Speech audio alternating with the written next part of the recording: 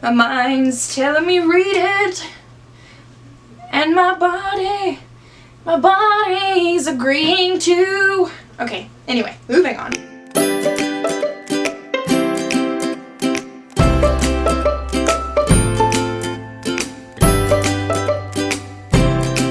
And now we're gonna segue into my not review, and I'm going to spoil the crap out of this book if you haven't read it, so you might want to walk away and go find another video and then come back when you've read it, because you've read it and you want to hear the rest of what I have to say.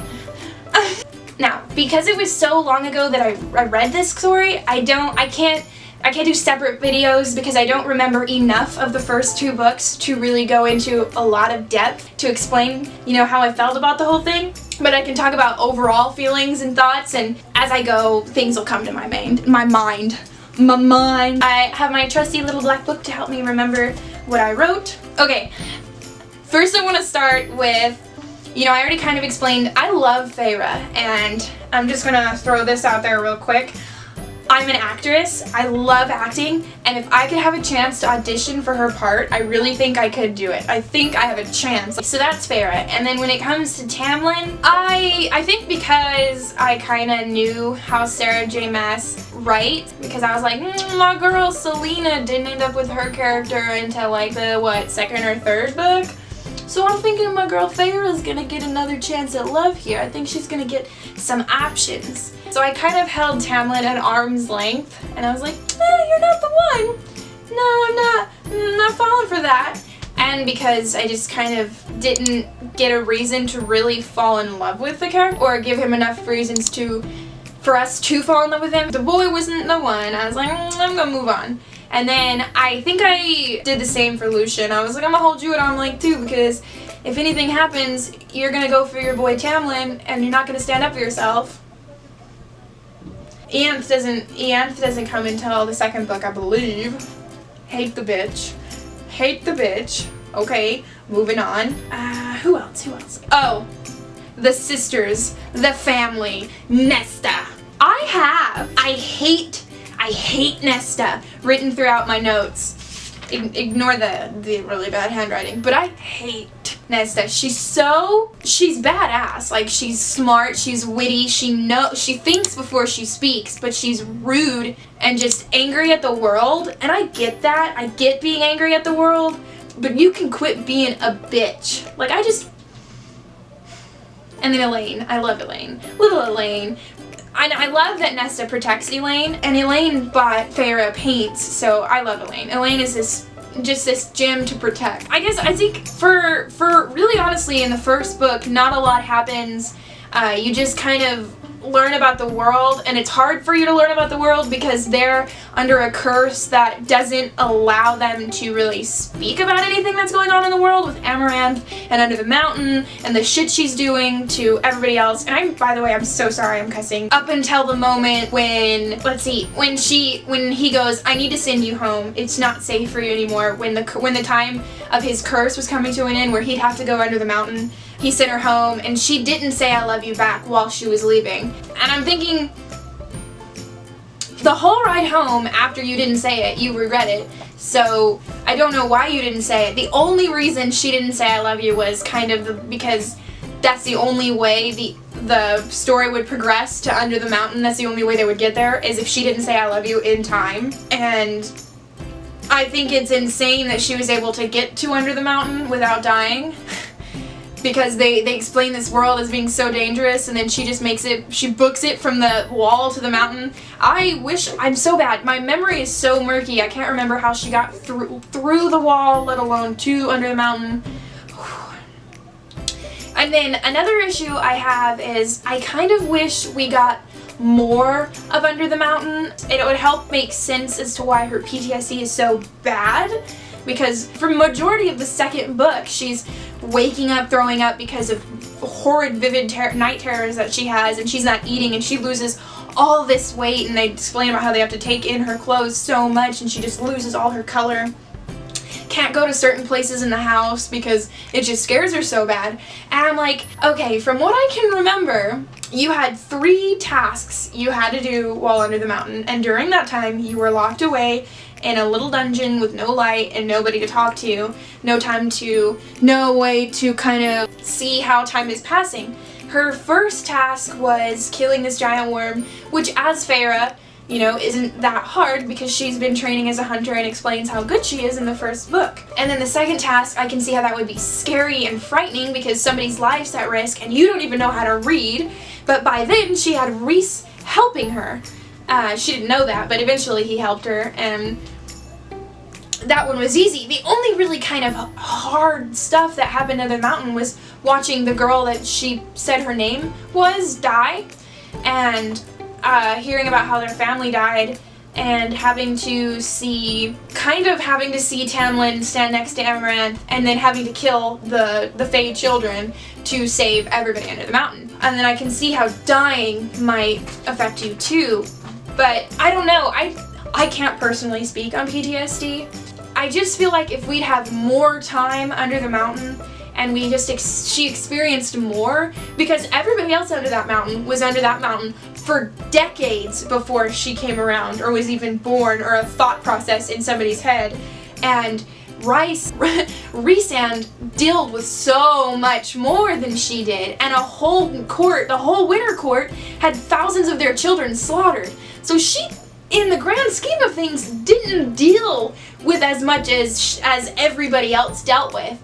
I feel like we just, like I keep saying, we just needed more under the mountain to make how beautifully her PTSD was written and how it showed how she was affected to make just a little bit more sense. I love that transition from Tamlin to Rhys, because Tamlin is so crazy psychotic in love with this chick that he's doing everything he needs to not be doing, especially because of how she's dealing with being trapped under a mountain for so long. And it all boiled up to that moment where he locked her in the house and she just kind of erupted, all her powers circling around her. And then it's showing how Rhys doesn't do that. He takes her to his home that's open. It's big and spacious and open and gives her free reign, makes her learn how to read, makes her use her powers, whereas everybody in the Spring Court was like, don't do that. They just kind of didn't think about her. They thought about, and Rhys just thought about her. And it painted out Rhys to be such this perfect guy, and Tamlin to be such this like horrible guy, and he was. He has his moments. He's a hot-headed, protective man, and I can kind of see how that's a thing. He shapeshifts into animals. He's part animal, and animals protect what's theirs. She also has to understand, for decades and decades and decades, the Fae have protected their women. Their women are theirs. They you know what I mean? So just because you're a human and you live in another world and you've only been alive for 16, 17, 18 years doesn't mean I'm gonna change this whole way of life because you think it's wrong. I mean, it's nice for them to try, like Rhys does, or actually do it. He succeeds. And on that note, I love Rhysand. He is perfect. And Sarah does a really good job of making him look like he's perfect by how Feyre always has moments where she's like, he always makes sure it's my choice. And not because it's my choice, because he gave it to me, because that's my divine right. It is my right to have a choice. It's my right to be equal with him, and he makes her his high lady, which has never been done. He's got a tattoo on his knee. He bows to no one but his people, and he bows to her when she falls, and she has her moments where she needs to. What's plaguing her mind takes over, and she kind of falls, and he doesn't pick her up like this and stay above her. He shows symbolically, I'm on your level, and I'm gonna lift you with me. And he helps her become someone again. And for the second book, that was perfect. That was perfect for Rhys to be. But in my personal opinion, by the third book, I wish we got a little bit more from Rhys. Kind of like we did from Tamlin. We all learned to hate Tamlin in book 2. And by book 3, we're all like, oh, I don't know how to feel. Even though all this has happened, he still loves her, and he's taking care of her, and he saves her, and he gives a piece of himself to save the man that took his woman away from him twice. We get to see how he may be imperfect and has a lot of growing left to do, but he's not inherently evil. He just makes mistakes. He's still growing. And then on Rhys' side, we just see this perfect guy who's aced life, and the only time he messes up, it's really cute and honorable. I think in those moments when Feyre kind of disappears with good reason, without telling anybody, he should have moments where he messes up, he gets angry, he's like, you need to tell me where you're going. You are my love, the other half of my life. You can't just disappear to the middle, this land that's supposed to be so dangerous, and not tell me. I think they need that. They need to have those moments. And then they have a moment at the end of the book where he basically gives Feyre all his life source for her to fix her mistake in breaking the cauldron. And he dies because of it. And the way she reacts because of his death, I think, is really beautiful. And it kind of weird that everybody just kind of stood there, but it sounded like it was through water whenever, in my head it sounded like they were talking through water when they were trying to talk to Feyre, because she's trying to comprehend the fact that he died, he's dead, and we were supposed to have kids together, we were supposed to have millions of years together. Then when everybody comes and they have that moment where they try to save him and he wakes up, you know, it's cool he said a funny thing when he woke up, and I don't think she responded better to him dying. Like, there was more emotion and you felt what Feyre was feeling about his death. I don't think the moment when he woke up was felt the same way. Like, it talks about, I didn't let him go, but I did, and I just kind of moved on with my life after he woke up. All's well, okay. He didn't die, I'm good. I don't know, I felt like it was a little more glib than the emotion it could have been. They could have had a moment, like everybody walks away and she's like, my love, and I don't know, it was just a funny comment, and they moved on with the book. Moving on to another character, I'll talk to you a little bit more about Nesta. Nesta. I guess I should say I hate how she acts. I love her strength. I love how smart and how she thinks before she speaks. I love that about her, and she loves reading, so naturally I like her. I just don't like how rude she is. She's mad at Feyre for letting her and Elaine be put in the cauldron and turn into fairies, or fae. So she's being really mean to Feyre, and I think that's not fair. Feyre did a lot to try to stop that, and she didn't give her a chance to let her explain that. But I feel like it should have been more of an explanation, like, I'm angry because I was forced to be something I hate, and I was forced into this, and you don't know what happened to her while she's in the cauldron. It could have felt like a millennia in that cauldron, and it could have hurt really bad, and it could have ripped her mind apart, you know what I mean? Because it explains the cauldron being this living, breathing, well, I don't know about breathing, but this living thing with, like, thoughts and wants and stuff. So while she was in there, she probably had a conversation with the damn thing. So we don't know what happened to them while they're in there. I don't know, I don't like the way she treats everybody. I get that she's healing. I understand that, and I think Feyre did too. But it hurts because she wasn't giving her a chance to help. Like, period. Not until Feyre kind of showed her, you know, I care about everybody. I'm gonna fight for what's right and for the people who need it. And that kind of helps Nesta get out of her little thing. And my favorite, my OOTP, I've never used this.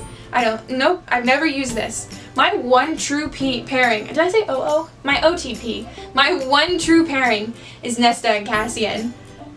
I love how that built. Cassian met her when she was a human, and he's like, ha, I like this chick. And slowly but surely he's like, shit, I can't stop thinking about this chick. And she's like, get away from me. You are Fae. And not only are you Fae, but you carry around big bat wings. Stay away from me. I want nothing to do with you. Stay away from my sister, too. And he just won't leave her alone. And now that she's at their home, he's like constantly goes and sees her every day. And he explains to Feyre that he can't stop thinking about her. He can't leave her alone.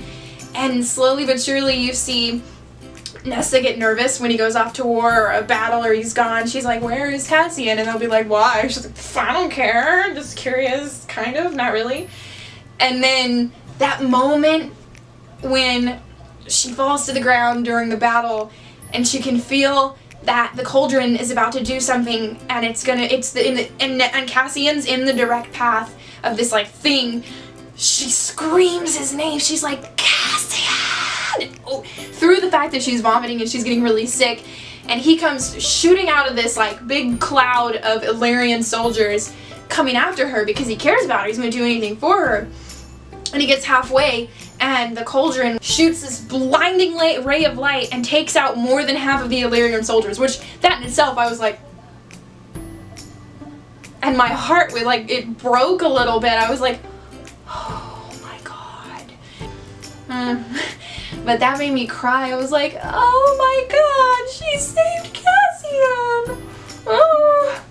And the other couple that I really hope happens is Azriel and Elaine. Azriel? I know Elaine is the mate of Lucian, but that doesn't work for me. It doesn't work for me.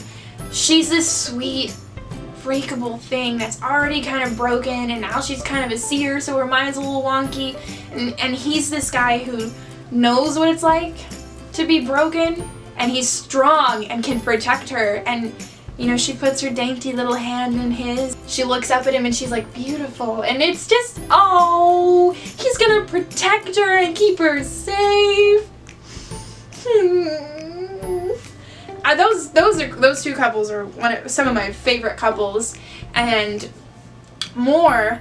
I was really starting to hate Morrigan because of that triangle she had with Cassian and Azriel, and how he explained how much he loves her and how she'll sleep with other people, and she even sleeps with somebody in front of him while he's nearby and he knows it's happening, and he displays these moments, he displays how he feels about her, and she just has nothing. And she even slept with Cassian in the past, and I'm just like, why are you such a horrible person?